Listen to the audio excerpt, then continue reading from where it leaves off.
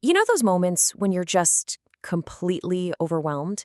Maybe you don't even know what to pray. Well, today we're jumping into a really powerful prayer from the Bible, from Psalm 17. It's one of those prayers that gives us the words we need when we're in real distress. And this one verse, it's really the heart of the whole thing. It's asking for two massive things at the same time: to be seen as precious, that deep personal intimacy, and also for absolute total safety. So let's really dig into what that actually means. I think we've all been there. You cry out to God and there's just silence. You wonder if he's even listening. That feeling of desperation is universal. And you know what? That's the exact raw, vulnerable place that this psalm comes from. To really get this, we've got to understand the backstory. This was not some calm, peaceful prayer in a quiet room. No way. This was written by a man named David when he was in serious, life-threatening danger. I mean, his enemies were literally closing in on him. But here's the wild part. Even with his world falling apart, David's prayer isn't a panic scream. It's confident. It's intimate. And that confidence had nothing to do with his situation getting better.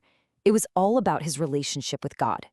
So that's the big question, right? How can we have that same kind of confidence when we pray, especially when things are bad?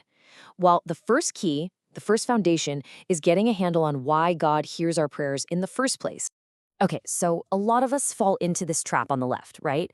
We think our prayers get heard based on our own performance, on how good we've been lately. But the Bible gives us a totally different and way better way of looking at it. Instead of pointing to our own shaky record, we get to point to the perfect record of Jesus. That perfect righteousness becomes ours through faith, and that changes everything. And what does that mean for you? It means your access to God isn't something you have to earn. It's a gift.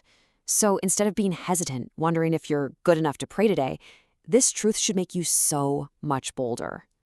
All right, so that's the first foundation for our confidence. Now let's get into the second one, which is wrapped up in this beautiful imagery at the heart of the psalm. The apple of the eye. What does that even mean? It's the pupil. It's the most precious, central, carefully guarded part of you. So when David asks God to keep him as the apple of his eye, he's asking to be seen as something incredibly valuable, something worth protecting at all costs. Just think about how you instinctively shield your eyes from danger. That's the idea. And then there's this next part. Hide me in the shadow of your wings. Notice he's not asking for a sword or a shield to fight with. He's asking for a place to hide. A place of absolute safety and comfort, like a little bird tucked safely under its mother's wing. It's about shelter, not struggle. You see how that just flips the script? Our confidence in tough times doesn't come from our own ability to fight our battles. It's not in our own strength or cleverness. It's in God's massive, overwhelming ability to just cover us.